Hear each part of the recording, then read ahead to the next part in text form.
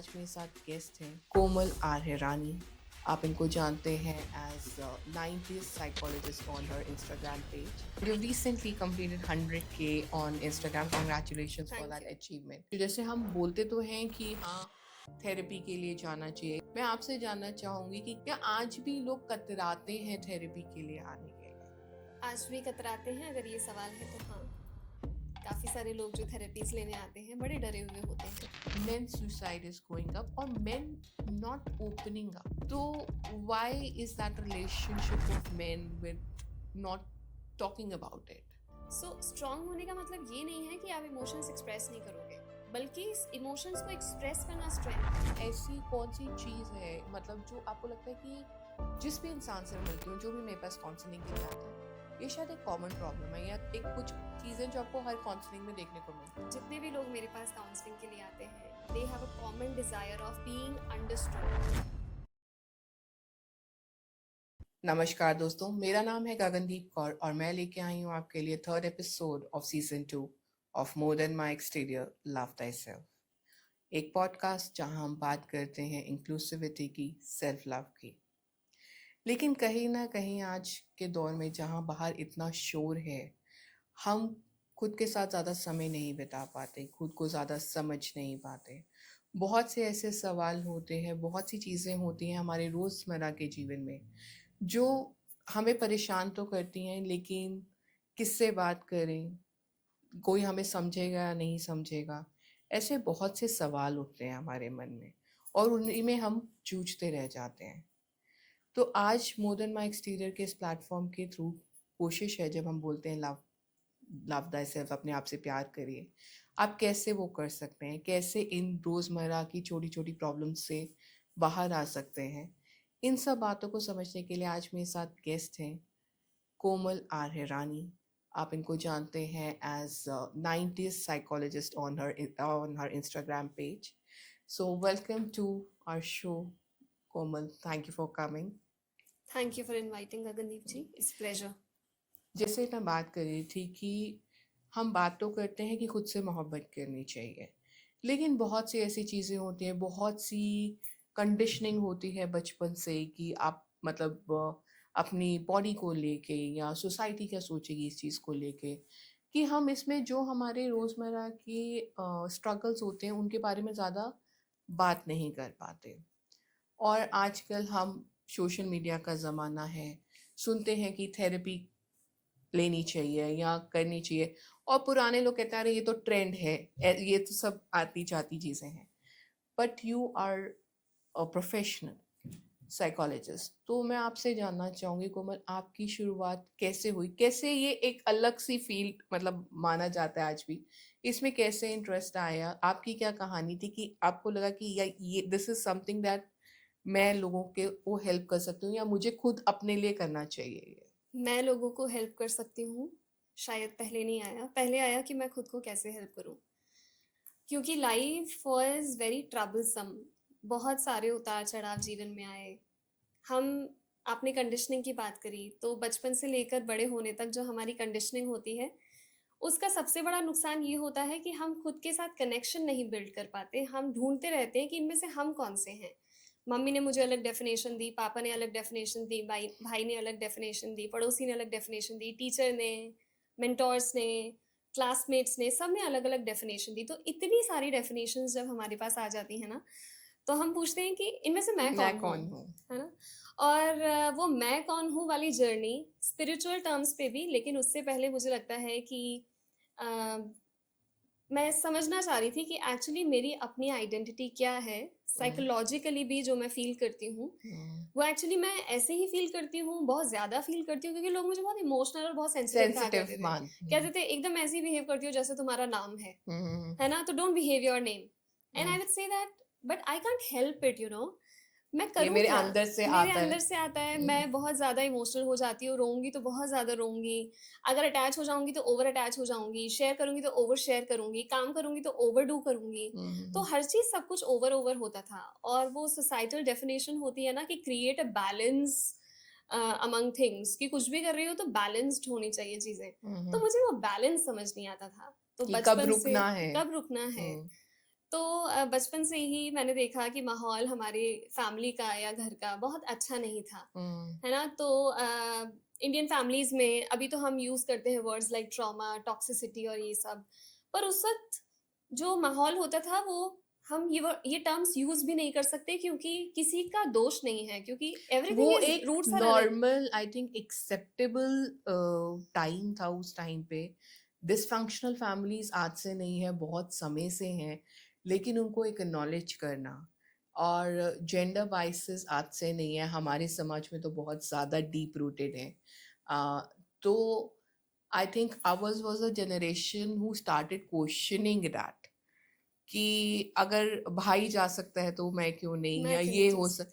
तो I think कुछ जगह पे I would say I was very lucky to have a family that supported, और ये नहीं, मैं नहीं कहूँगी 100%, बट बहुत सारी चीज़ों में हाँ बहुत साथ भी दिया, और बहुत सारी जगहों पे लगा कि यार ये रिस्ट्रिक्शंस क्यों। तो वही आपकी कहानी से जी, जुड़ रहा है, जैसे मतलब मैं कनेक्ट कर पा रही हूँ बिल्कुल। कि 90s में ये सब चीज़ें। मुझे लगता है हम्म। कि हर लड़की 90s की हर लड़की कनेक्ट कर पाएगी 80s 90s में, इनफैक्ट पहले भी। पर डिस्फंक्शन तो हमेशा से रहा, पर थोड़ा जानना हमने मेरे ख्याल से 80s 90s के बाद बाद जब हम किताबों से कनेक्ट हुए या सेल्फ हेल्प बुक्स भी आई या हमने लोगों को सुनना शुरू किया या फिर एक आंदोलन सा भी चला कि लड़के लड़के में फ़र्क क्यों। हम्म। गवर्नमेंट ने भी बहुत सारी ऐसी चीज़ें पॉलिसीज आई। पॉलिसीज़ आई। तो वहाँ पर जो मैं ओवर शेयर और ओवर इमोशनल होने की बात कर रही थी, तो मुझे हमेशा ये लगता था कि ऐसा क्यों है कि मैं बैलेंस नहीं क्रिएट कर पा रही हूँ? ऐसा क्यों है कि मैं ओवर शेयर करती हूँ या ओवर इमोशनल हो जाती हूँ? That's when I understood that शायद कहीं न रूट्स जो हैं, कहते हैं ना अगर जड़ें दूषित हों, तो हम्म। फिर आप कैसे उम्मीद रखेंगे कि फल जो है वो मीठा अच्छा होगा है। और अच्छा होगा? तो जड़ें ऐसा नहीं कहूँगी कि मेरे पेरेंट्स, मैं कहूँगी जड़ें हमेशा से ही औरतों के लिए भी और मर्दों के लिए भी एक अलग तरीके की कंडीशनिंग रही है। हम्म। जैसे फॉर एग्ज़ाम्पल मर्द रो नहीं सकते, मर्द को दर्द नहीं होता। वैसे ही लड़की के लिए अरे तुम क्या करोगी? तुम तो शादी करके चली जाओगी, तो तुम्हें क्या इतनी माथापच्ची करनी है ना? तो ये जो शुरुआत आपने कहा कि कहाँ से हुई, ये शुरुआत यहाँ से हुई कि मुझे समझ नहीं आ रहा था कि मैं कहाँ फिट इन करती हूँ या जहाँ पर मैं हूँ और जिस तरीके की बातें हो रही हैं, इससे मैं रिलेट नहीं कर पा रही हूँ। तो जबकि 24 घंटे समझाया जाता था, एक कंडीशनिंग होती है ना, हम्म। सिट दिस वे, ऐसे बैठना है, ऐसे ऐसे उठना नहीं है, ये हंसना सब, नहीं है, ऐसे ऐसे हँसना बैठना नहीं है। है, या ऐसे कपड़े पहनने तो मैं हैं। इससे रिलेट नहीं कर पाती थी, वो मेरे लिए बहुत सफोकेटिंग होता था। हम्म। तो फिर वहाँ से शुरुआत की कि मैं जानने की कोशिश करूँगी कि एक्चुअली मैं क्या हूँ? मैं हम्म। क्या चाहती हूँ? तो उस जर्नी में जब मुझे पता चला कि अच्छा, हर दिन मुझे एक नई बात पता चलने लगी अपने लिए, और बहुत ऐसा नहीं कि हमेशा से, बल्कि मैं कहूँगी कि रिसेंटली पिछले 10 सालों से मैं कहूँगी कि खुद के बारे में बहुत कुछ जानने को मिला। तो जब मुझे खुद को अपने बारे में जानने मिला और एक पीस मिली अंदर से और मुझे लगा मैं कनेक्ट हो रही हूँ अपने आप हम्म। से, ऑथेंटिक सेल्फ के सेल्फ के साथ साथ कनेक्टिविटी और एक्सेप्ट करना कनेक्शन अपने बन रहा आप है। को। तो मुझे लगा कि जब मुझे पता चल रहा है और मैं इतना एन्जॉय कर रही हूँ, व्हाई नॉट एवरीबॉडी? तब उसके बाद शायद मैंने तब आपने लोगों के साथ शेयर करना ये जर्नी, शुरू कर ये दिया। यात्रा जो मेरी थी, मैंने बताना शुरू किया कि हम्म। इसमें बड़ा सुख है अगर हम खुद के साथ कनेक्ट करें तो। अभी हम इंटरव्यू से पहले बात कर रहे थे, and you recently completed 100K on Instagram, congratulations for thank that you, achievement. Thank you. पर आपने एक बात कही कि आपने लाइफ में ज़्यादा सेलिब्रेशन करी नहीं, तो आपको समझ नहीं आ रहा था कि 100K को सेलिब्रेट कैसे करना, and you wrote a post about it. तो कैसा था वो एक्सपीरियंस, क्योंकि जैसे हम हर दिन कुछ ना कुछ नया सीखते हैं, and even social media is teaching us a lot of good things as well as how to balance and bad things also.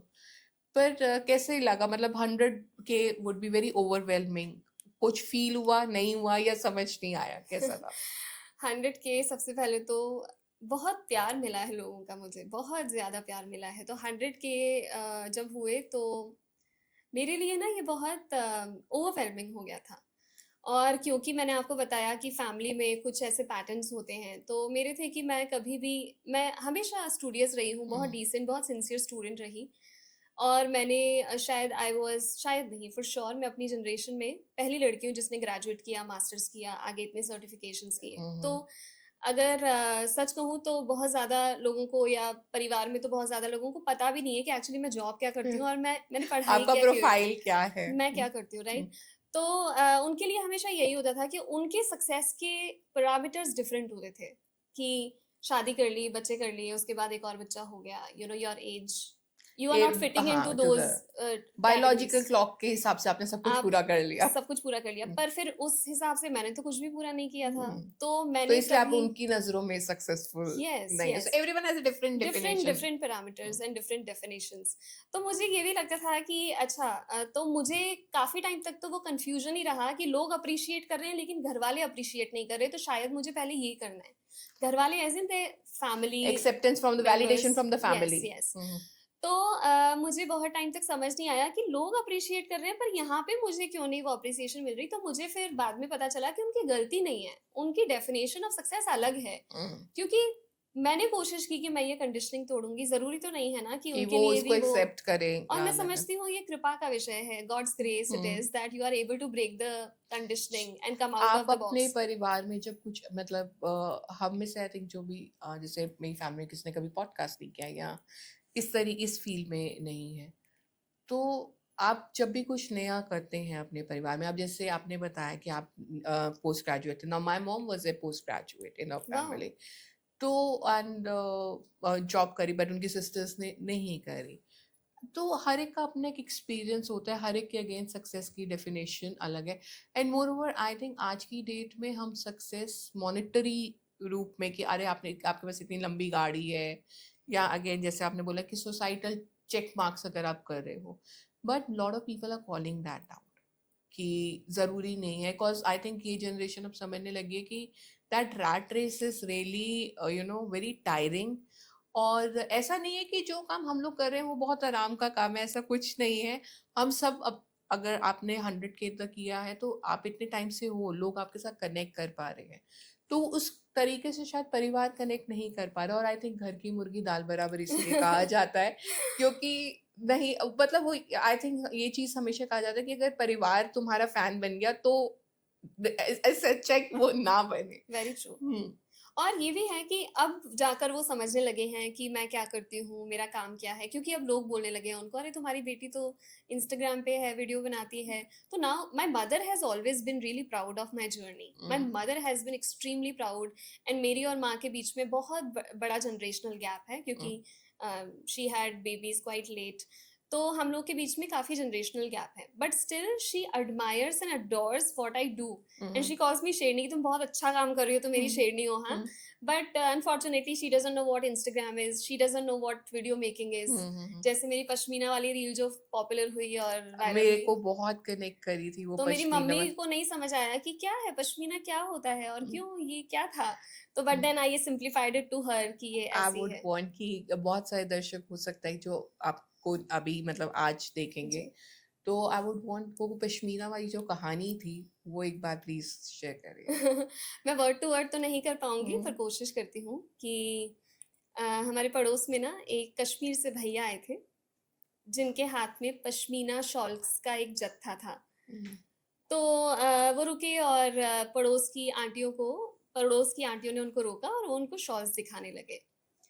तो पड़ोस की आंटियों ने कहा ठीक है ये सब तो ठीक है, पर हमें ये बताओ कि इसका प्राइस क्या है।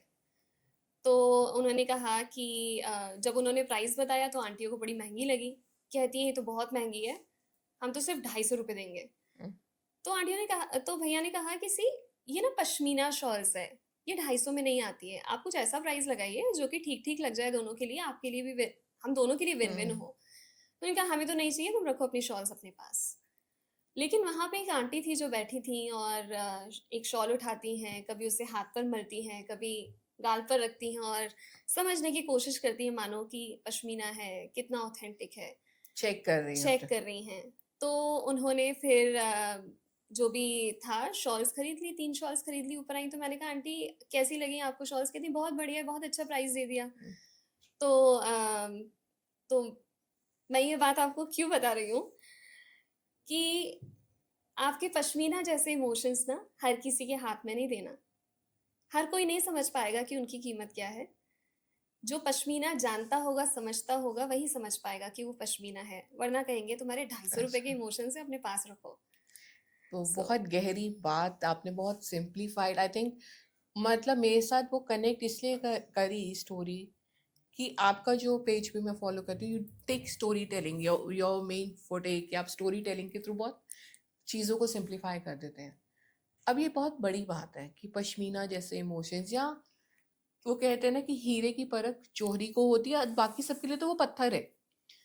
तो जब तक आपको वो आपका जौहरी नहीं मिलता, या आपको जो आपके पश्मीना जैसे इमोशंस है उसको समझने वाला कोई नहीं मिलता, तो हर किसी पे वो इमोशंस जाया ना करें।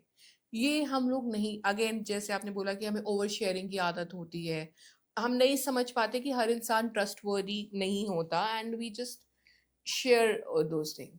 तो कोमल, जैसे आप प्रैक्टिस कर रहे हो इतने टाइम से, what is the kind of ratio? जैसे हम बोलते तो हैं कि हाँ, थेरेपी के लिए जाना चाहिए, या सोसाइटी बदल रही है, सोसाइटी का नज़रिया बदल रहा है। मैं आपसे जानना चाहूंगी कि क्या एक्चुअली सोसाइटी का नज़रिया बदल रहा है, या आज भी लोग कतराते हैं थेरेपी के लिए आने के लिए? आज भी कतराते हैं अगर ये सवाल है तो हाँ, काफ़ी सारे लोग जो थेरेपीज़ लेने आते हैं बड़े डरे हुए होते हैं कि और मैम, ऐसा मतलब क्यों है? बहुत सारे मिथ्स हैं थेरेपी को लेके। थेरेपी का डायरेक्टली अगर आप थेरेपी लेने जा रहे हो तो समझा जाता है कि आपको मेंटल सिकनेस या मेंटल इलनेस है। हम्म। तो ये मैं इस माध्यम से सबको बताना भी चाहूँगी कि थेरेपी जो है वो मेंटल इलनेस के लिए नहीं ली जा सिर्फ उसके लिए नहीं ली जाती। उसके लिए एक क्लिनिकल साइकोलॉजिस्ट होते हैं, आपका डायग्नोसिस होता है, वो परेशानियाँ जो हैं वो निकल के आती हैं, फिर उसके बाद आप ट्रीटमेंट भी लेते हैं, मेडिसिनल ट्रीटमेंट भी होता है और साथ में थेरेपीज़ भी चलती हैं।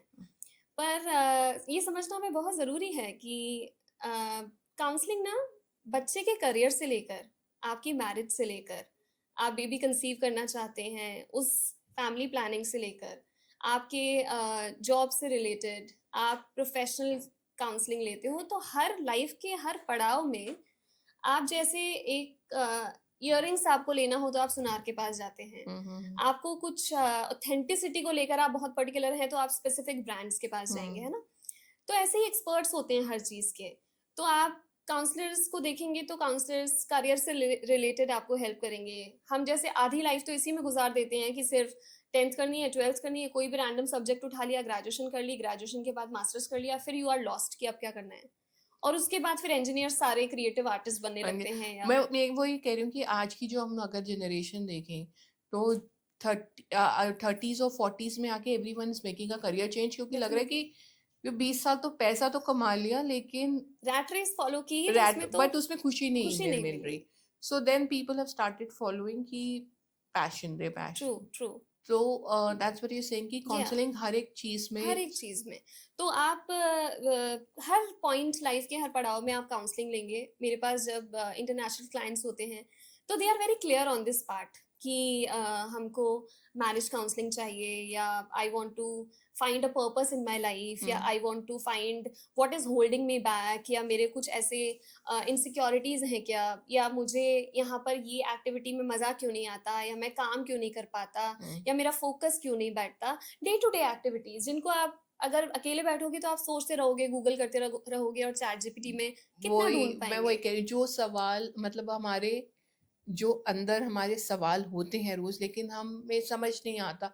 एंड यस, गूगल है, चैट जीपीटी है, बट आई थिंक जो एक ह्यूमन टू ह्यूमन कनेक्शन है, और एक जो एडवाइस, आई थिंक हमें लगता है कि ठीक है घर वालों से, दोस्तों से, लेकिन एक नॉन बायस्ड इंसान जब वो एडवाइस देता है, I think that has a different. Yes. और मैं कहूँगी कि साइकोलॉजिस्ट जो होगा वो कभी आपको एडवाइस नहीं देगा। साइकोलॉजी में आप कभी किसी को एडवाइस नहीं दे सकते। You only try to help him और her understand his history, his how was he brought up, उसकी परवरिश कैसी थी, उसकी इमोशनल रेगुलेशन क्या है, उसने स्ट्रेटजीज क्या यूज़ करी सर्वाइवल के लिए, उसने लोगों के साथ रिलेशनशिप कैसे बिल्ड किए, उसको बर्नआउट कब कब फील हुआ, क्या क्या उसकी लिमिटेशंस हैं, क्या उसकी स्ट्रेंथ्स हैं, क्या उसकी वीकनेसेस हैं। तो जब इतना ब्यौरा आपके पास आता है हाथ में, तो उसके बाद आप हमसे क्यों पूछेंगे कि मुझे क्या करना है? फिर तो आप खुद ही पूछेंगे ना कि फिर तो आपको खुद ही पता अपने होगा कि मुझे अपना क्या करना है। एनालिसिस से आपका एक अच्छा एनालिसिस। हो जाता है। यस।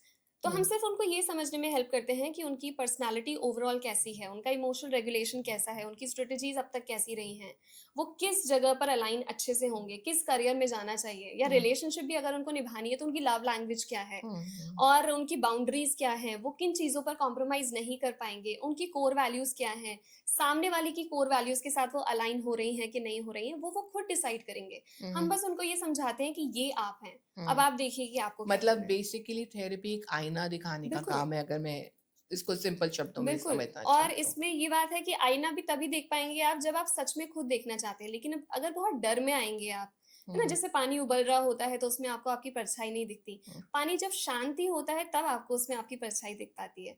तो हमारा पहला काम जो होता है वो नॉर्मलाइज करना होता है कि ये थेरेपी है और ये सिर्फ बातचीत है, आपको आपके बारे में जानने के लिए मिलेगा। हम्म पर ये बातचीत आम बातचीत नहीं है, जैसे आप किसी से क्रिप करें, जैसे आप किसी के साथ गॉसिप करें, जैसे आप एक रस लें कि प्लेजेंट है, बहुत गॉसिप करने में बहुत मजा आता मजा है, फन आता होता है। है।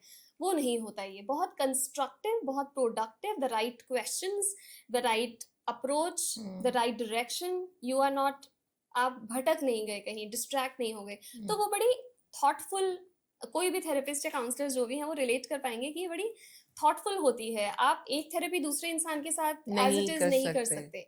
हर इंसान एक खुली किताब है और उसके साथ अलग किताब है, और उसके साथ आपको एक अलग तरीके का रीडर होता है। जैसे एक किताब को हर कोई नहीं पढ़ सकता, वैसे ही हर किताब को पढ़ने के लिए आपको एक डिफरेंट माइंडसेट चाहिए होता है। इसीलिए I think it is more than a talk and it is more than a gossip and I think discussion. More over जो जैसे थेरेपी में आपने कहा सही सवाल पूछे जाते हैं, ऐसे सवाल जो मेरे ख्याल से हमें पता ही नहीं है कि हमें पूछने चाहिए खुद से, या जिनके बारे में मुझे कई बार लगता है कि इन एजुकेशन स्कूल्स के अंदर भी ये हमें सिखाया जाना चाहिए, but I think there is a very long road to it. पर मुझे लगता है कि बोलना आज से शुरू करेंगे तो शायद 10 साल बाद, 20 साल बाद, हमारे बच्चे नहीं तो हमारे बच्चों के बच्चों के लिए शायद हम कुछ एक क्रिएट कर जाएं कि बिल्कुल आज हम बात करना शुरू करेंगे तो शायद स्कूल्स आज नहीं तो कल उसमें चेंज आए। क्योंकि वही चीज़ आपने कहा कि बचपन से एक सेट पैटर्न बना है कि इतने साल तक स्कूल जाना है, फिर कॉलेज करना है, फिर आपने मास्टर्स करनी है या जॉब पकड़नी है। तो उस कॉलेज तक चलो, स्कूल तक आप सिक्योर, आपको पता है कि 12 साल तो यही करना है, लेकिन क्यों करना है, वो आपके लिए बना भी है या नहीं बना। Like, if you are very good at music, why not give your 12 years to practice music or to absolutely practice sports? Why, and why not learn different things through very music true. and sports, about science, about yes world, rather than just reading it through? जो मुझे लगता है कि हमने सबको एक जैसा बनाने की कोशिश हम कर रहे हैं, जबकि हमेशा मैं कहती हूँ कि हमारी पांचों उंगलियां भी एक जैसी नहीं है। तो समाज में इंक्लूजन होना और हम सबकी अलग जो हम है वही समाज को खूबसूरत बनाता है, बिल्कुल ठीक और बात है। उसी के लिए एक दूसरे को रिस्पेक्ट करना चाहिए। बिल्कुल आजकल हम इंस्टाग्राम पे या और जगहों पे भी मैं देख रही हूँ, there lot of rise, in fact अगर मैं रेशियो की भी बात करूँ, men suicide is going up और मेन नॉट ओपनिंग अप। मैंने मेरे ख्याल से फोन पे भी आपसे बात करी थी कि मेरे और मेरे ब्रदर का बहुत प्यारा रिलेशनशिप है, लेकिन अगर मैं बात करूं, वो मुझसे, मतलब मैं उसको अपनी सारी बातें बताती हूँ, वो मुझसे पूछेगा, लेकिन वो अपनी बातें मुझसे ज्यादा शेयर नहीं करता। या मेरे फादर साहब थे, आई थिंक हमने अगर हमारे खून में, डीएनए में अनकंडीशनल मोहब्बत है तो वो उस इंसान की बदौलत है। वाह। लेकिन उनकी एक आदत थी, वो प्यार तो बेपनाह करते थे, लेकिन वो अपने इमोशंस जो कहते हैं कि चाहे गुस्सा है, जैसे मान लीजिए कि लड़ाई हो रही है, तो कई बार वो अपने शब्दों को, मैंने आपको एक एक्शन बताया था, like it would be like eating up his words और बिल्डिंग अप, मतलब मुझे, और बाद में when we lost him, for last 5-10 years there were a lot of problems with his mental health. Finally he had dementia, भूलने लग गए। तो मुझे कहीं ना कहीं इस चीज का एहसास हुआ कि जो एक इमोशंस आदमी के अंदर बिल्टअप होते रहते हैं, और वो कहीं, उनके पास पूरा परिवार होता है, अपनी बीवी से बहुत प्यार करते हैं, बच्चों से बहुत प्यार करते हैं, लेकिन बता नहीं पाते। कुछ लोग प्यार नहीं इजहार कर पाते, मेरे पिताजी प्यार बहुत इजहार करते थे, लेकिन शायद वो खुद क्या सोचते थे या उनकी क्या स्ट्रगल्स थी वो बयान नहीं कर पाए। तो why is that relationship of main with not talking about it? बहुत सारे रीजंस है इस बात के, सोशल कंडीशनिंग है बहुत सारी। और उनमें से एक रीजन है कि स्यूडो डेफिनेशन ऑफ स्ट्रेंथ, कि मजबूती और स्ट्रांग बनना है मैन को, there is a pseudo definition कि आदमी जो है उसको दर्द, मर्द को दर्द नहीं दर्द नहीं होता, होता। जैसे मैंने पहले बताया, और वो रोते नहीं हैं, वो एक्सप्रेस नहीं कर सकते। मतलब मैं अगर आपको भी एक बार कहूँ कि विजुअलाइज कीजिए कि आपके भाई साहब आपके पास आ रहे हैं और आपसे गले लग के रोए जा रहे हैं, रोए जा रहे हैं, बड़े सिसक के रो रहे हैं, तो हुँ, एक बार को आपको भी लगेगा अरे व्हाई यू बीइंग वीक, हुँ, एक बार को मुझे भी लगेगा अरे वीक नहीं होना है, हुँ, क्योंकि हुँ, सोशल कंडीशनिंग है।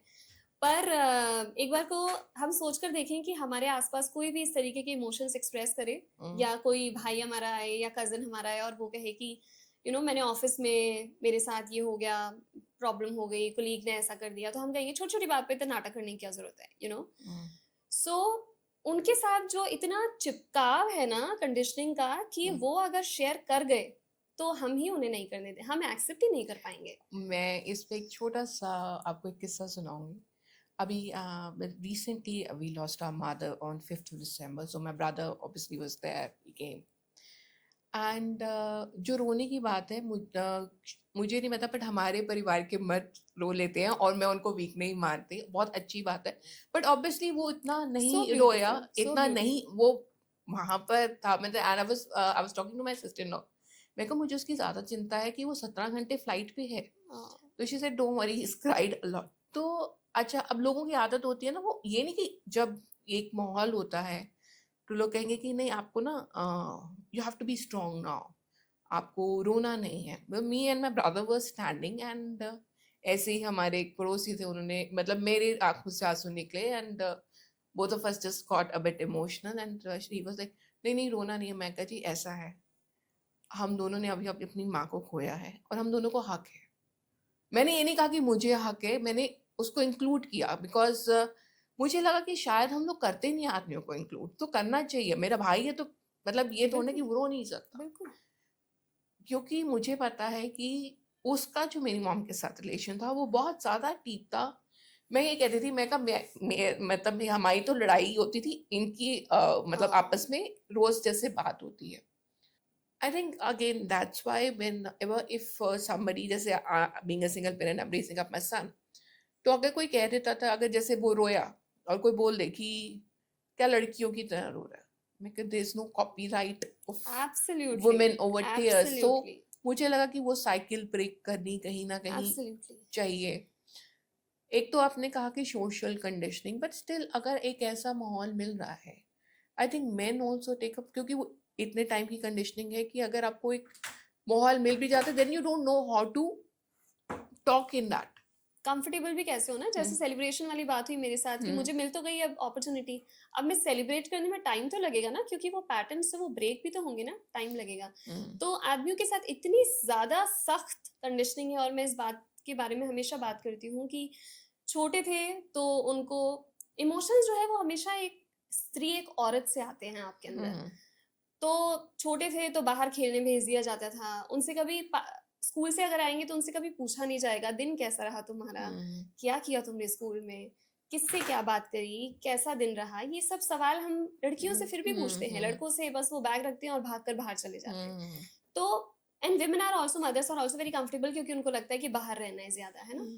ये फिर जो उसके बाद एनर्जी है वो एनर्जी है यूटिलाइज। वो यूटिलाइज हो, कभी हम बिठा के नहीं पूछते, चलो वो गया, उसके बाद फिर वो जॉब पर जाने लगते हैं, माँ से एकदम अलग हो गए, बड़े होंगे तो माँ के साथ सोना बैठना उठना सब बंद हो गया, अब अपने अलग सेपरेट रूम में होंगे, पिताजी के साथ होंगे। फिर उसके बाद थोड़े बड़े होंगे, अगर कोई पेन आएगा या सिचुएशन आएगी, आपने रोने वाली बात कही, तो रोने वाली बात तो खैर, रोना तो दोनों ही जनरेशन के लिए वीकनेस ही हो गई है अब। हाँ, जैसे मतलब चाहे लड़कियां भी लड़कियां रोए भी तो रोएंगी तो why you behaving like this, why you acting, so it is an emotion, let's behave and understand that this is an very emotion, natural thing natural emotion. Similarly anger, बहुत सारे इमोशंस है जिसको तो हमने हटा ही दिया है, कि बॉयकॉट कर दो, नेगेटिव है, नेगेटिव इमोशन। बट आई जबकि थिंक अगर हम उसको अंदर दबा के रखेंगे तो तो किसी ना किसी रूप में सो बाहर निकलता है। इमोशन पहली चीज कोई नेगेटिव या पॉजिटिव इमोशन नहीं होता, इमोशन हमेशा हेल्दी या अनहेल्दी होते हैं, वो भी उसका चैनलाइजेशन डिसाइड करेगा। अगर गुस्से की वजह से मैंने जॉब छोड़ दी और अपना स्टार्टअप ज्वाइन किया just because somebody exploited my rights at work place, और मैंने गुस्से में आके, टॉर्चर जो है बहुत ज्यादा हो रहा था और मैंने वहां छोड़कर और अपना मान लीजिए स्टार्टअप स्टार्ट कर दिया, तो तो वो anger is a anger good thing, no? Management वहां पर एक आपने अच्छी तरीके से उस तरीके से एंगर उसको को यूज किया। चैनलाइज कर दिया। या आप ब्रेकअप के बाद बहुत सारे लोग होते हैं, कुछ लोग जो हैं वो खुद को सेल्फ हार्म में डालते हैं, कुछ लोग जो है वो हेल्दी हैबिट्स को यूज करते हैं, हेल्दी हैबिट्स डेवलप करते हैं, जिम जाते हैं, योगा करते हैं, मेडिटेशन करते हैं, तो वो समझते हैं कि मुझे इसको बैलेंस करना है। Hmm. So how you channelise these things are very important.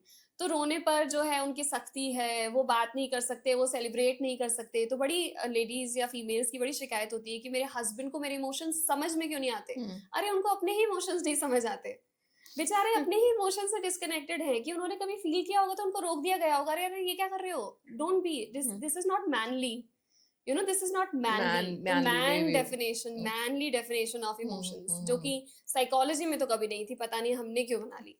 मुझे याद है कि लाइक मेरे बेटे को किसी ने डांटा होगा या मैंने मना करा होगा, तो दे वर लाइक, हाँ ठीक है, you make him a sissy. हाँ, मैं मेकिंग हिम अ ह्यूमन या and it's very basic to cry, basic to laugh. जिस तरह हंसना हमें अच्छा, हम क्यों कहते हैं कि सुबह उठ के खुद को देख के मुस्कुराइए, क्योंकि अगर आपको खुद से प्यार करना है तो खुद को देख के एक बार यस, मुस्कुराओगे तो एक एनर्जी, पूरा ट्रांसफॉर्मेशन बिल्कुल हो जाता है। बिल्कुल। सो आपकी ह्यूमन बॉडी है, अगर आपको लगी है, आप गिरे हो, आपको लगी है, तो पेन इज नेचुरल, और पेन में आंसू आना इज वेरी बिल्कुल नेचुरल।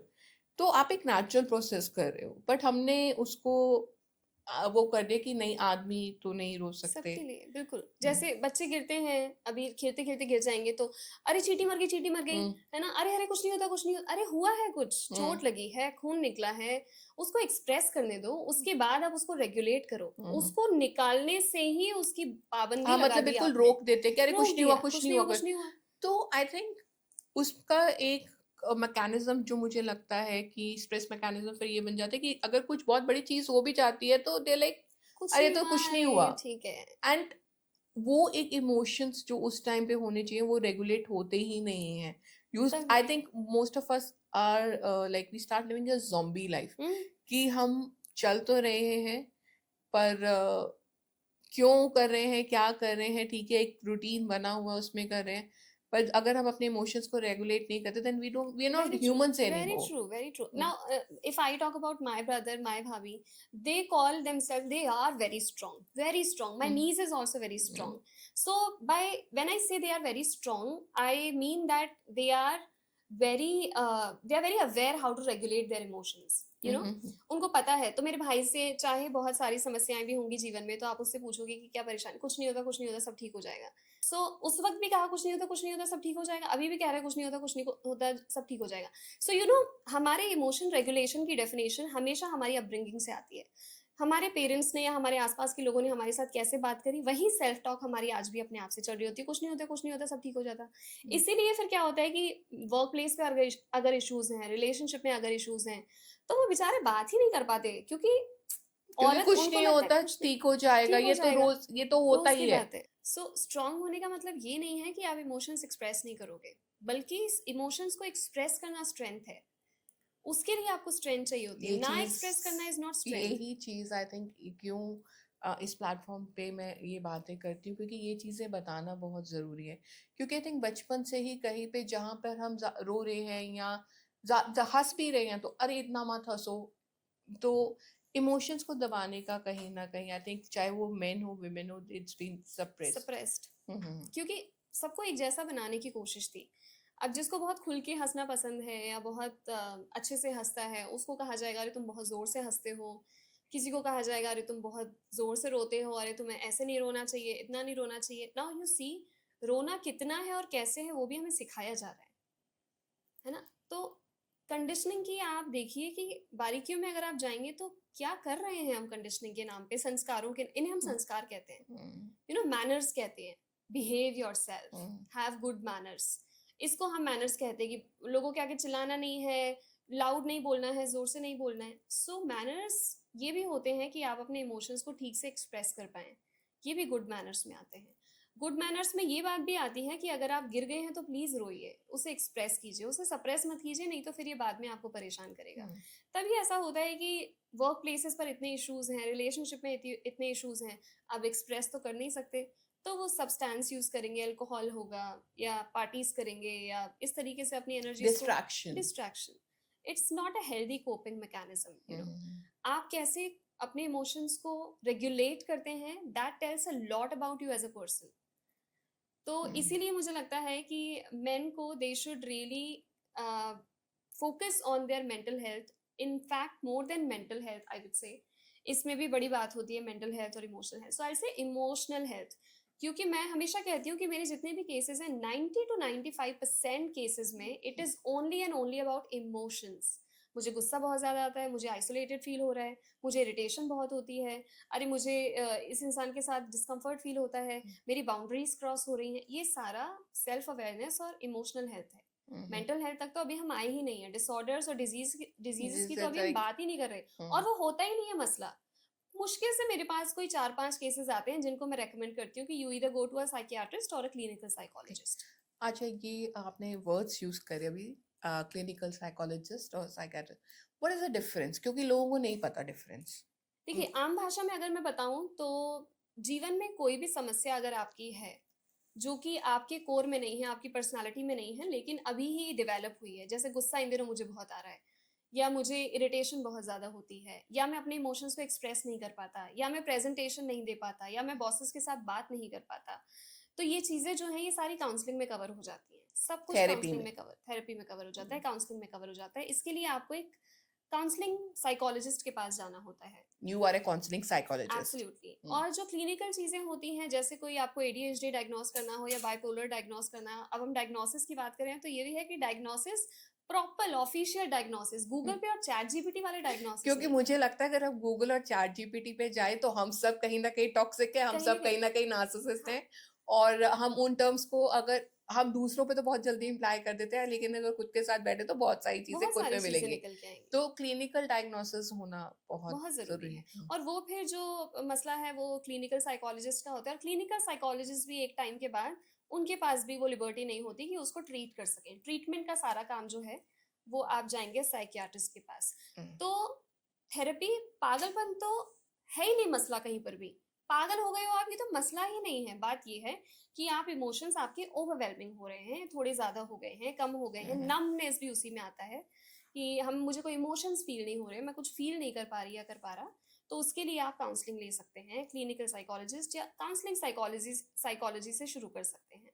उसके बाद अगर वहाँ से नहीं होता है तो काउंसलिंग साइकोलॉजिस्ट खुद ही आपको रेकमेंड कर देंगे So कोई there's भी। a step to it. Don't step to just go it, to directly to a directly psychiatrist psychiatrist, and directly psychiatrist and you are taking meditation. हालांकि मैं समझती हूँ कि सॉरी मेडिकेशन, हालांकि मैं समझती हूँ कि साइकियाट्रिस्ट भी आपको ऐसे ही तो दवाई नहीं देगा, हम्म। उसने कुछ डायग्नोस किया होगा। पर इंडिया में ज़्यादातर केसेस जो हैं वो मेडिकेशन के थ्रू ही ट्रीट किए जाते हैं, क्योंकि लोगों के पास समय नहीं है, लोगों को ना पेशेंस ये नहीं है। एक वो है कि अरे बातचीत करने की इतना बड़ा बिल दे दूं, ये तो मैं अपने घर में किसी से घर में बात किसी कर से लूंगा। बात बट कर दे लो। डोंट अंडरस्टैंड कि अगर आप घर में बात कर पा रहे होते तो आपको थेरेपी पे जाने की जरूरत नहीं होती। तो आप इमोशंस को वहां पे नहीं वो बता पा बिल्कुल, रहे हैं। बिल्कुल। हम मेंस मेंटल हेल्थ की बात कर रहे थे, कुछ टिप्स कोमल मैं चाहूंगी कि आप बताएं कि what main can do. Problem तो हमें पता है कि ठीक है, कंडीशनिंग है, सब कुछ है, लेकिन फिर भी एक सोल्यूशन, एक सिंपल बिल्कुल, सोल्यूशन। और सॉल्यूशन होना भी चाहिए, क्योंकि समस्याओं की आजकल हम इतनी बात करते हैं कि भूल गए हैं कि इसका कोई समाधान भी होता है। हम्म तो मेंस मेंटल हेल्थ, या मैं मेंटल हेल्थ से भी ज़्यादा इमोशनल हेल्थ कहूँगी। इमोशनल हेल्थ के लिए लोगों को इमोशंस की धीरे-धीरे बात करनी चाहिए। मैं हमेशा कहती हूँ बेबी स्टेप्स लें। एक व्हील ऑफ इमोशंस आता है, आप व्हील ऑफ इमोशंस की हेल्प लेके रोज़ चेक करें, उसमें सैकड़ों इमोशंस से आप चेक करें कि इसमें से आज मैं कौन-सा इमोशन फ़ील कर रहा हूँ। हम्म। यहाँ से शुरुआत करें, बेबी स्टेप्स लें, क्योंकि इमोशंस अभी सप्रेस्ड हैं तो आपको आइडेंटिफ़ाई करने में महीनों लग मुश्किल जाएँगे। लग जाता, हाँ। महीनों लग जाते हैं कि अरे मुझे तो समझ ही नहीं आ रहा है इसमें से इतने सारे इमोशंस। मैं अपनी वर्कशॉप्स में जब ट्रेनिंग दे रही होती हूँ तो मैं गर्ल्स से पूछती हूँ what emotion are you currently feeling, they will quickly tell you ma'am this one. Hmm but if you ask men what emotion are you currently feeling, and दिल से कैसे फील होता है, कैसे पता करें। तो उसके लिए प्रैक्टिस चाहिए होगी, क्योंकि अभी तो वो अपने इमोशंस के साथ ही डिस्कनेक्टेड है ना, नंब कर दिया गया उनको सोसाइटी ने, हम्म पेरेंट्स ने, फैमिली ने, आसपास के लोगों ने। तो इस तो सबसे पहले तो उनको इमोशंस के साथ एक रिश्ता बनाना है, उनको दोबारा उजागर करना है कि आई कैन फील देम। हम्म उसके बाद उसके बारे में बात कर सकते हैं। और लड़कियों से भी मेरी रिक्वेस्ट है, अगर आप उनकी दोस्त हैं, गर्लफ्रेंड्स हैं, वाइफ्स हैं, बहनें हैं, मम्मी हैं, उनसे पूछें कि आज तुम कैसा महसूस कर रहे हो। अपनी तो हम फटाफट बात बता देते हैं कि आई वांट समबडी जो मुझे सुनता रहे, hmm, you know, but do I want somebody जो मुझे सुनाए भी? तो ये जिसकी दोनों के मैं लिए है, सुनूं। जिसकी मैं सुनूं, है ना, हम्म, जो मुझे सुनाए भी और मैं उसको सुन सकूं, वो कंफर्टेबल हो सके। हम्म, मैं बहुत सारी फीमेल्स को देखती हूँ, कहते हैं कि मैं उनको कहती हूँ कि जैसे अपने स्पाउस के साथ उनके लिए सेफ स्पेस क्रिएट करें, हम्म। तो दे विल से कि हम तो करते हैं, अगर करते तो मैं तो बोलती हूँ कि एक्सप्रेस करो, एक्सप्रेस करो। इतना तुरंत नहीं होता सब कुछ। एक्चुअली हमें अगेन आई वुड से कि हम सीधा सवाल पूछ लेते हैं। अब वो सीधे सवाल के जवाब है नहीं देने के लिए, तो वो बातों के जरिए मुझे लगता है कि छोटे छोटे हमें हालातों को देख के कि क्या चल रहा है, तो उसके हिसाब से सवालों को छोटा करना या बातचीत में उनको डील करना और पड़ेगा। बहुत, मैं इसको अगर एग्जाम्पल के तौर पर समझाऊं, तो अगर किसी बच्चे को हमें म्यूजिक सिखाना है, तो हम उसको गिटार ला दें, बोलो ले तो आए हैं गिटार, सिखा सीख क्यों नहीं रहे हो, बजा क्यों नहीं रहे हो? ले तो आए हैं हारमोनियम, कर क्यों नहीं रहे हो? माहौल बनाना होता है। माहौल बनाना इज वेरी इंपॉर्टेंट, कि मैंने तो तुम्हें ला दिया, मैंने तो तुम्हें दे दिया। बच्चों के साथ यही होता है कि हम्म, हमने तो उसे प्रोवाइड कर दिया, वही खुद नहीं कर रहा। हम्म। माहौल भी प्रोवाइड करना होता है उसके साथ, आपने आप माहौल क्या तो नहीं बैठे प्रोवाइड किया। वहां उसका म्यूजिक म्यूजिक सुनने के सुना, लिए कि अच्छा तूने आज क्या क्या बजा, बनाया है, अच्छा ये कौन सी ताल होती है, या अगर कोई कुछ भी सीख रहा है, are you actually getting involved in that process and learning and getting yes, excited about it? Yes, So I think that is yes. quite and missing. Men also I will request them to be in touch with women, उनके आसपास बहनों से, cousin से, girlfriend से, मम्मियों से, चाचियों से contact करें, और उन लोगों के साथ ज़्यादा कनेक्ट करें जो इमोशन से जुड़ी हुई हैं, Mm, जिन जो अपने इमोशंस के साथ कनेक्टेड हैं, और उनको बताएं, और खुद उनसे आगे होके कहें कि आज मैं भी कुछ बताना चाहता हूँ। mm, क्योंकि females are full of words, talks, वो mm, इतना बात करती हैं, तो वो खुद एक्सपोजर नहीं देती हैं। mm, पर मुझे लगता है मेन खुद भी आगे होके बोल सकते हैं कि आज मैं भी कुछ mm, बताना चाहता हूँ, mm. या आज मैं भी कुछ एक्सप्रेस करना चाहता हूँ। सो ये चीजें हैं, किताबें पढ़ें, किताबें पढ़ने के साथ आर्ट से थोड़ा सा रिश्ता बनाएं, कोई भी मुझे लगता है आर्ट बहुत जरूरी है, बहुत जरूरी है। किसी भी तरीके की। It could be an art or any activity that brings you happiness. Brings you It could be happiness. like my mom's favorite hobby was gardening. उनको बहुत अच्छी लगती थी, तो कहती थी ये सब मेरे बच्चे हैं, ये कम से कम मुझसे बहस तो नहीं करते, इनका मैं ख्याल रखती हूँ, तो मुझे खुशी देते हैं। सो स्वीट, तो यस। जैसे मेरा बेटा बड़ा हो रहा था, तो मैं उसको बोलती हूँ, मैं कहा पत्तों को मत छेड़िए, तेरे चाचे मामे so like we used to do it in one way, लेकिन उनका एक तरीका था, उनको गार्डनिंग का शौक था। तो I think find a hobby, yes, like anything that can connect you nature to और आर्ट nature, के साथ, connect you to नेचर और nature or आर्ट के साथ, art. क्योंकि नेचर आपको ऑथेंटिसिटी प्रोवाइड करवाएगी हमेशा। नेचर आपको मैकेनिक नहीं बनाएगी, जैसे जो हमें कॉर्पोरेट्स बना रहे हैं, जो हमें Mm, वर्क प्लेसेस बना रहे हैं, सब एक जैसे लोग बना रहे हैं हम लोग। ऐसा लग रहा है मशीन से कोई सैंपल्स निकल के आ रहे हैं, सब एक जैसे। तो नेचर आपको हमेशा ऑथेंटिक होने के लिए इंस्पायर करेगी, आर्ट आपको हमेशा ऑथेंटिक होने के लिए इंस्पायर करेगी। mm, तो हम क्या होते हैं, आर्ट में भी परफेक्शनिज्म ढूंढने लगते हैं। अरे वहां तो छोड़ दीजिए ना अपना वो, बिल्कुल। वहां तो क्रिएटिविटी होने दीजिए, हेवायर मैं जाने दीजिए। यही मतलब एक अपनी लाइफ का एग्जांपल लूंगी। Whenever I go out, I have a favorite park where I go out, go for walk evening या morning जब भी, वहाँ पे एक बहुत खूबसूरत बरगद का पेड़ है। अब आप कहें कि उसकी टहनियाँ कहीं से भी कुछ भी निकल रही हैं, लेकिन मुझे वो इतना खूबसूरत लगता है। कई बार मैं उसके आगे एक वॉकिंग मशीन है, मैं कई बार सिर्फ खड़े होके 5 मिनट से उसको देखती हूँ, एंड ट्रस्ट मी, इतना सुकून महसूस होता है कि जब आप एक भगवान की बनाई रचना को देखते हो, क्या इसमें ये इम्परफेक्ट होते हैं, इसकी इम्परफेक्शन में कितनी खूबसूरती है, कितनी खूबसूरती, यस। कितनी मतलब इतना विशाल है, इतना इतने टाइम से मैं देख रही हूँ। मेरे घर के सामने एक पीपल का पेड़ है, मैंने उस कहती हूँ मैंने उससे बहुत सीखा है जीवन में। मतलब वो अलग अलग ऋतु में देखता है, कभी बहुत पत्ते होते हैं, कभी एक ऐसा समय आता है जब वो सारे पत्ते झड़ जाते हैं। तो मैंने शायद वहां से सीखा कि अगर एक पेड़ अपने पत्ते झाड़ सकता है, तो हम ऐसे लोगों को क्यों नहीं अपने जीवन से दूर कर सकते जो हमारी लाइफ में नेगेटिविटी लेके आ रहे हैं। There is no compulsion. हमें लगता है कि हम किसी को ऑफेंड कर देंगे, लेकिन अपनी बाउंड्रीज सेफ बाउंड्रीज बनाना जरूरी है। तो मुझे लगता है कि अगर हम नेचर को थोड़ा थोड़ा भी रोज ऑब्जर्व करें ना, तो लाइफ की बहुत बड़ी बड़ी चीजें सीख सकते बिल्कुल। हैं। और इस पे दो चीजें मैं कहना चाहूंगी। एक तो गगनदीप जी, मेरी जिंदगी की लगभग ज्यादातर समस्याएं मैंने वॉक पर सुलझाई हैं, आसमान के नीचे खड़े होकर सुलझाई हैं, पेड़ों के पास बैठ के सुलझाई हैं। और किताबों ने साथ दिया और थेरेपी ने, बाय द वे मैं खुद भी थेरेपी लेती हूँ, मैं खुद भी काउंसलिंग लेती हूँ।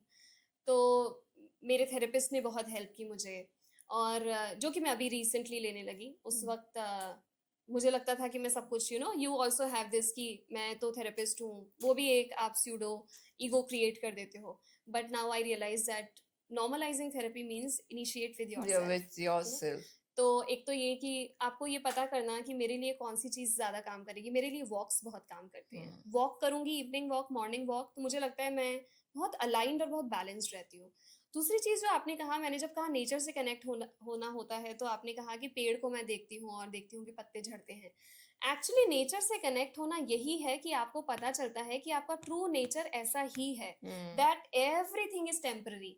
आपके इमोशंस, आपका गुस्सा, आपकी फ्रस्ट्रेशन, आपकी इरिटेशन, आपकी happiness also is very temporary. Temporary. So when you understand this basic phenomena of law of impermanence, you understand yourself a lot more. वरना हम चिपक के बैठ जाते हैं कि कल तो मैं बहुत खुश थी, आज मैं इतनी परेशान क्यों हूँ? अरे क्योंकि you are a part of nature, you can be happy all the time. कल तो मैं बहुत ज्यादा इरिटेटेड थी, आज बहुत इरिटेटेड महसूस कर रही थी, पता नहीं क्या हुआ, क्या हो गया होगा, कुछ भी हो गया होगा। आपको क्यों में क्यों जाना है? आप क्या पर क्यों नहीं फोकस करते? सो नेचर से और आर्ट से जुड़ने का यही मतलब है कि हम मशीनें ना बने, हम एक जैसी स्टैग्नेंट बोरिंग लाइफ ना जिए, हम खुद को अलाउ करें इम्परफेक्शन के लिए, इम्पर्मानेंस के लिए, और हम समझें कि हर चीज टेम्पररी है। हमारे इमोशन जैसे नेचर टेम्पररी है, हर चीज टेम्पररी है, और वो एंड नहीं होता। जैसे पत्ते झड़ गए तो वो एंड नहीं है, वो एक दोबारा फेज आते हैं। है। एक नई आपकी लाइफ में जब नया कुछ आता है। बिल्कुल। मुझे आपकी बात से एक याद आई बात। I watch Tenali Rama. तो तेनाली रामा में एक बहुत टाइम पहले एक एपिसोड था। तुमको एक कार्य दिया गया था कि एक ऐसी लाइन लिखनी है जिसे जो पढ़े जो मतलब दुख में पड़े, दुख में पढ़े तो वो ठीक हो, और जो खुशी में पढ़े तो वो, तो उन्होंने लिखा था ये समय भी गुजर जाएगा। तो ये एक्चुअल में है कि एवरी लाइक अगर दुख आया है तो वो परमानेंट नहीं है, खुशी आई है तो वो परमानेंट नहीं है। मैं हमेशा कहती हूँ कि अगेन इट्स उतार चढ़ाव, we have to face that. और कमाल की बात यह है कि ये कॉन्सेप्ट्स हमको बचपन से पता है कि दिस शेल टू पास, ये निकल जाएगा, पर इम्प्लीमेंटेशन कहाँ है? उसकी हमारे अंदर वो नहीं है, आई थिंक गहराई पेशेंस से और वो गहराई जुड़े हुए नहीं है। अच्छा क्या कहते हैं कोमल, ऐसी कौन सी चीज है मतलब जो आपको लगता है कि जिस भी इंसान से मैं मिलती हूँ, जो भी मेरे पास काउंसलिंग के लिए आता है, ये शायद एक कॉमन प्रॉब्लम है, या कुछ चीजें जो आपको हर काउंसलिंग में देखने को मिलती हैं? Oh my God, this is like a beautiful question. I would love to answer this. और ये बहुत दुख की और हम सबके लिए एज अ सोसाइटी एक फेलियर है कि जितने भी लोग मेरे पास काउंसलिंग के लिए आते हैं, they have a common desire of being understood, just being understood. क्या मुझे जज तो नहीं करोगे ना? आपको ये गलत तो नहीं लगेगा ना? क्या मैं आपके साथ शेयर कर सकता हूँ? तो वो सिर्फ इसलिए आते हैं कि उनको कोई समझ ही नहीं पा रहा। और इतने बड़े परिवार हैं, India is known for its joint family joint system family या सिस्टम, बड़े फैमिली परिवार। डायनेमिक्स है ना।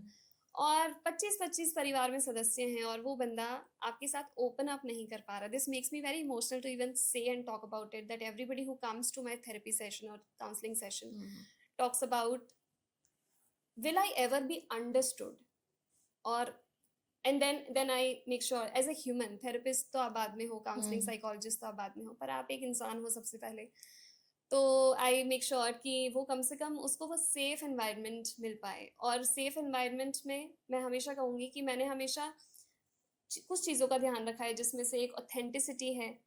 एक आप उनको ओपन अप होने देते हो, वो ऑथेंटिक हो जाते हैं, आप उनको अप्रिशिएट करते हो, है ना। और मुझे लगता है कि ऑथेंटिसिटी उनकी आप वेलकम करेंगे और आप उनको अप्रिशिएट करेंगे फॉर हु दे आर।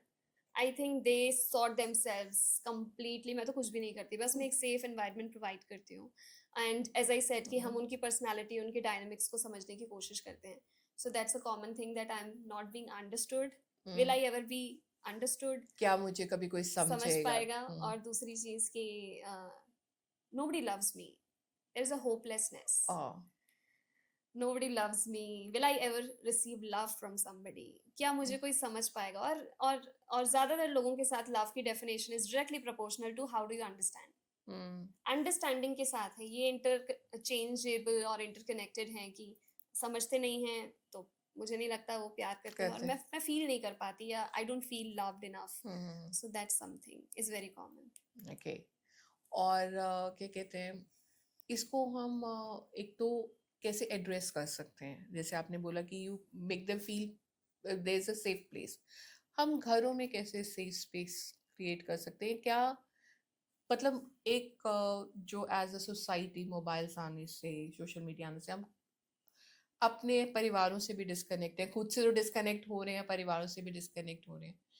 ऐसे क्या चीज होनी चाहिए कि मतलब एक परिवार को लगे कि हाँ हम एक दूसरे से बात कर सकते हैं, एक सेफ प्लेस हम कैसे क्रिएट कर मुझे सकते हैं? लगता है एक छोटी सी प्रैक्टिस हम कर सकते हैं, वैसे तो बहुत सारे तरीके हैं, हम्म। जैसे मैंने कहा हम एडवाइजेस नहीं देते, तो हर फैमिली के अपने डायनामिक्स होते हैं। कुछ लोग क्रिएटिविटी से जुड़े हैं, कुछ लोग आर्ट से जुड़े हैं, जो लोग आर्ट से जुड़े होते हैं वो बड़े ही सॉर्टेड रेगुलेटेड होते हैं, इमोशनली रेगुलेटेड। पर एक छोटी सी प्रैक्टिस जो हम कर सकते हैं डे टू डे लाइफ में, वो ये कर सकते हैं कि दिन का कोई भी एक ऐसा 1 घंटा ही चाहे निकालें जब हमारे पास फोन्स ना हो। फोन्स को हम कंप्लीटली इरेडिकेट तो अब नहीं कर सकते, हम्म। देखिए तो लाइफस्टाइल बन गई है, तो फोन को अब हम ब्लेम भी नहीं कर सकते, क्योंकि चीजें तो आती रहेंगी, टेक्नोलॉजी हम्म। तो और बढ़ती जाएगी, पर आप उनको यूज कैसे करते हैं, दैट मैटर्स द मोस्ट। तो मैं कहूंगी कि हम एक छोटा सा दिन का कोई भी एक पहर निकालें, दोपहर, सुबह, शाम, रात, जब हम सिर्फ एक दूसरे से बात करें, और उसको कोई एडवाइस या उसको कोई सजेशन या उसको कोई जजमेंट ना दे कि तुम सिर्फ ये कर सुने रहे एक हो। दूसरे की। सुने एक दूसरे को, सिर्फ सुने। और मुझे लगता है कि जब हम शांत होकर, हम शांत नहीं रहते साथ में, हम बहुत बोलने की कोशिश करते हैं, हम बोलकर बहुत ज्यादा इंटिमिडेटेड भी फील करवाते हैं हम्म। सामने वाले को कि I know something, and hmm. What you are saying I know the solution to it. शायद उसको सोल्यूशन सोचने तो चाहिए भी ही नहीं, नहीं, उसको शायद यही जरूरत रहे कि आप सिर्फ आप सुन सुन ले। लीजिए उनको। तो हम्म। मेरे पास भी जब जो सेशंस होते हैं, लगभग अगर आप मानिए कि 1 घंटे का सेशन है, तो मेरे ख्याल से 50 to 55 मिनट्स लोग सिर्फ बोलते हैं, हम्म। मैं सिर्फ सुनती हूँ। शायद लास्ट में मैं 10-15 मिनट उनको कुछ कहती होंगी, या वो भी आई डोंट नो, बट 50 से 55 मिनट तक वो सिर्फ बोलते हैं। और मुझे लगता है कि आई विश कि इनको कभी एक ऐसा प्लेटफॉर्म मिला होता, घर में ऐसा माहौल होता जो एक जहाँ वो पे वो बात फीलिंग्स कर पाए, वेंट अप हो वेंट रखी कर होती पाए। हैं वो निकालते हैं। तो बहुत क्या कहते हैं, मतलब ये I believe it is important. अब जैसे मैं अपने बेटे के साथ बैठी हूँ, ही वॉचेस लॉट ऑफ थिंग्स, जैसे ओटीटी पे है या कुछ देखा, जो चीजें कॉलेज में बच्चे करते हैं, बट वो मेरे को ना कहानियां सुनाएगा, आज मैंने अपने दोस्त के साथ ये किया, मैंने बंक मारा, मैंने ये किया। आई डोंट जज him, I just listen to. 90% of time I know that he is telling me a story, but वो अगर उसको लगता है, उसमें उसको इंटरेस्ट आ रहा है, और मैं उसको बोलूँ अरे ये सही है ये गलत है, उसको पता है कि क्या सही है या क्या गलत है। As a parent when it comes time हम बैठ के वो भी बात करते हैं, but I never interrupt his stories. मुझे बहुत इंटरेस्टिंग लगती है, मुझे लगता है कि यार he knows how to make interesting stories. तो आपको क्या पता कि कल को वो एक स्टोरी वही टेलर एक, बनो। एब्सोल्युटली। सो जब हम बच्चों को रोक देते हैं, आई थिंक उस एनर्जी को सबसे पहले हम अपनी झुंझुलाहट में होते हैं, अपने ऑफिस के गुस्से में होंगे या कुछ 10 काम होंगे। ऐसा नहीं है कि मैं झुंझुलाती नहीं हूँ, मैं भी झुंझुलाती बिल्कुल। हूँ, क्योंकि हमारी भी कंडीशनिंग इतने साथ। बट आई थिंक आपके जैसे लोगों से मिलके या खुद अपने पे काम करके थोड़े टाइम बाद रियलाइज हो जाता है कि सॉरी बोल दो, मतलब सॉरी बोलना मुश्किल नहीं है। एक हम एज पेरेंट्स ना ईगो बहुत रखते हैं कि इसने मुझे गलत कहा, इसने नहीं सॉरी बोला, या हम सॉरी नहीं बोलते। I made it a point, if I am wrong, if I have shouted at him where I should have not, then we said कि आई टेल हिम कि अच्छा मेरे ये प्रॉब्लम थी, but and then we sort it out. I think उस तरीके का एक माहौल हमें देना, बहुत वो ज़रूरी। एक ईगो लेट गो करना एज पेरेंट्स, क्योंकि आई थिंक हमारे पेरेंट्स की जनरेशन में तो यही था कि हम सही हैं, तुम्हें हमें सुनना पड़ेगा। But now as the times are changing, parents को सुनना मतलब पेरेंट्स कोशिश कर रहे हैं सुनने की। अब आई थिंक हम लोग यही कहते हैं कि हमारी वो जनरेशन है कि हमने माता पिता की भी सुनी है और बच्चों की भी सुन रहे हैं। But I think that has been with every generation says बिल्कुल, दैट। हर जनरेशन को लगता है कि उनको टॉर्चर मिला है, उनकी फैमिली टॉक्सिक है। मुझे लगता है कि कब तक बात करेंगे हम इसकी? चलिए मान लिया टॉक्सिक है, चलिए मान लिया नार्सिसिस्ट है, चलिए मान लिया कि ट्रेजिक रहा सब कुछ, पर कब तक बात करेंगे? और जब मैं ये कहती हूँ तो बहुत सारे लोगों को लगता है, कहते भी हैं कि life is not easy, you don't know anything. तो I ask that, do you know anything about my life? You know, but I know that जब मैंने समस्या की बात करना बंद करके समाधान की तरफ नज़र घुमाई, तो मुझे लगा कि ये शायद कभी एंड ना हो, पर मैं इसमें सफ़र नहीं कर सकती। I was reading this book man search for meaning, तो उसमें उन्होंने बताया कंसंट्रेशन कैंप की जो मिज़रीज़ हैं वो किस तरीके की होती हैं, किस हद की होती हैं। हम्म मतलब वैसी सफ़रिंग तो नहीं होगी ना हमारी, पर हम्म फिर उन्होंने भी कहा, जो ऑथर हैं, वो भी कहते हैं कि एक समय आया जब मैं ये सोचने लगा कि मुझे बस एक ब्रेड का टुकड़ा मिल जाए, मुझे जो सिगरेट मिली थी रिवॉर्ड में, मैं उसको एक्सचेंज करके सूप ले लूँ क्या? हम्म। या मैं कोई जैसे डेड बॉडीज़ पड़ी हुई हैं, तो उनके जूते उतार के मैं पहन लूँ क्या? मेरे जूते तो ये फट गए वर्ल्ड हैं। वॉर टू की आई थिंक बुक थी मैन सर्च फॉर मीनिंग, हाँ, हाँ। Victor Frankel. हम्म यस, तो उन्होंने ये बात कही, तो फिर उन्होंने कहा कि मैंने रियलाइज़ किया कि मैं कितनी छोटी-छोटी बातें करने लगा हूँ। मैं यहाँ से एक अपलिफ्टमेंट भी तो ले सकता हूँ ना। फिर उन्होंने कहा, फिर मैंने अपने अपने माइंडसेट को शिफ्ट किया और कहा कि अब मैं कंसंट्रेशन कैंप की जो लर्निंग्स है वो एक सेमिनार हॉल में सबके साथ शेयर कर रहा हूँ। हम्म मैं बता रहा हूँ कि साइकोलॉजी क्या होती है when somebody suffers so much. मैं ये बात कर रहा हूँ कि जब आप किसी सफरिंग में होते हो तो ये आपकी चॉइस होती है कि आप विक्टिम मेंटालिटी को उठाएं या फिर वहां से निकलने की बात करें। तो जब आप निकलने की बात करते हैं तब एक्चुअली आप हजार लोगों से अलग हो जाते हो अपने हम्म आप। नेचुरली आपको कुछ नहीं करना पड़ता। हम्म तो शायद मेरी लाइफ में भी ये था कि मैं शायद अलग इसलिए भी थी कई दफा, स्कूल में भी या कॉलेज में भी, क्योंकि मैंने हमेशा ये देखा कि मैं यहाँ से सीख क्या सकती हूँ। सफरिंग को तो आप कैसे खत्म करोगे? तूफान आ रहा है, उसके आगे आप खड़े हो जाओ चौड़ में कि मैं हम्म तो इसको देखना अभी। बेवकूफी है, there is a difference between strength and stupidity. Hmm. बहुत स्लाइट डिफरेंस है। I had done a course on happiness co there was a company in Australia called Happiness Co. We have learned bit about it was again finding yourself and तो Julian Pace he's a psychologist there and उनका एक वो थी एक line थी pain is natural suffering is a choice. Suffering is optional and a choice, absolutely. Hmm. तो pain is inevitable, उसको आप नहीं आप रोक नहीं सकते। वो कर सकते बट आप कब तक उसको अपने साथ लेके चलना अब चाहते यही हो। समझने के लिए हमें नेचर से कनेक्ट होना पड़ेगा कि देखो, पेड़ जो कल हरा था वो आज झड़ गया पूरा। हम्म अब देखो फिर से कल हरा हो जाएगा। इसी को समझने के लिए हमें ये समझना पड़ेगा कि पेन तो आता जाता रहेगा, आपको उसमें सेल थ्रू होना चाहिए। हम्म जापानीज जो है वो कब तक उस अर्थक्वेक्स की कब तक बात करके क्रिप करते। हम्म। आफ्टर ऑल उन्होंने घर ही ऐसे बनाना शुरू कर दिए कि जो कि अब अर्थक्वेक को वो कर सके कर सके, है ना। तो समाधान की बात करेंगे तो आप वहां से निकल पाएंगे। Become solution solution. ओरिएंटेड। नहीं तो आप कहें कि ये नार्सिसिस्ट है, कैसे डील करूं, कैसे डील नहीं डील करना आपको। आप खुद या तो वहां से निकल जाइए अगर पॉसिबल है। नहीं निकल सकते हैं तो फिर समस्या की बात मत कीजिए, समाधान आप खुद को बदलिए। और खुद को बदलने का मतलब ये नहीं कि आप उनकी सफरिंग ले रहे हो अपने ऊपर खुद कि भाई इतने वो हो जाओ कि भाई ठीक है आप जो कर रहे हो वो मैं कर रही हूँ। नहीं, आप उसको भी इमोशनल, एक होता है फिजिकली डिस्टेंस मेंटेन करना, एक होता है मेंटल डिस्टेंस मेंटेन करना, कि आपने डिस्कनेक्ट ही कर लिया उस इंसान से। आई थिंक जैसे there were lot of women who would come जिनकी जो मैं भी अब देखती हूँ आसपास like they are friends who are in bad marriages and when you talk to them मैंने भी इस चीज को रियलाइज किया कि divorce is not an option for everyone. It's like I'm saying, I always say it on my platform. बहुत से लोग ना जो पढ़े लिखे होते हैं वो कहते हैं कि नहीं ये तो जिस दिन वो डिसीजन ले ले दे समटाइम्स किसी के हालात ऐसे नहीं होते कि वो डिसीजन ले सकें शायद फाइनेंशियली इंडिपेंडेंट नहीं है या इमोशनली उतने स्ट्रांग नहीं है तो वहां पर जो बात आपने कही कि आप अगर हालातों को नहीं बदल सकते तो खुद को आप उस सिचुएशन को फेस कर आप निकल नहीं सकते तो उसको उनकी सेल थ्रू कर सफरिंग लो। को नहीं लेना आप अपने मतलब अपने आप को इतना तो स्ट्रांग बनाना कि कोई आपको इमोशनली और फिजिकली अब्यूज ना करे बिल्कुल। उस अब्यूज को लेना नहीं है बिल्कुल। किस तरीके से अगर आप नहीं निकल सकते हो तो then let that fall flat on your head because it's absolutely. Not about you वो उस इंसान का आउटलुक है। बिल्कुल। हम्म और ये भी बात है कि ये जो हम हमेशा, हमें सोल्यूशन ऐसे चाहिए चुटकी में कि फटाफट हो जाएगा।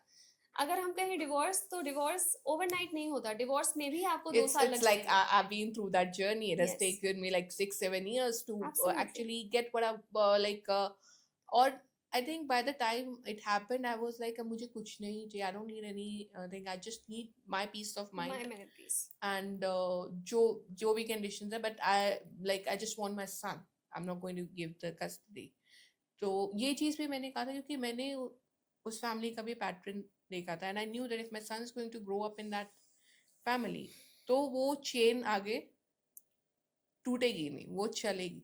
बट आई थिंक अगेन मैं हमेशा कहती हूँ कि बहुत सारे फैक्टर्स होते हैं. सिर्फ आपकी फैमिली कितनी सपोर्टिव है, आप कितने इमोशनली स्ट्रांग हो, ऑल दीज थिंग्स मैटर. और हमें ये समझना भी बहुत ज़रूरी है कि अगर आप अभी एक्स सफरिंग एक्सपीरियंस कर रहे हैं, तो डिवोर्स वाले प्रोसेस में the suffering will multiply two 2 और 10 इवन, क्योंकि उसमें बहुत सारी चीज़ें इन्वॉल्व होंगी. तो हम ये ना समझें कि divorce is going to be really easy. और ऑप्शन हो सकता है, but that can be one of the options, पर और भी ऑप्शंस को ओपन रखें. अगर कुछ भी नहीं हो रहा है तो फिर वो तो है ही. आई थिंक अगेन मैंने पिछले पॉडकास्ट में भी एक बात कही थी कि जिंदगी हमेशा दो राह पे लाके खड़ा करेगी. जो भी पाथ हम चूज करें, then we stick to that path. कि पेन होगी.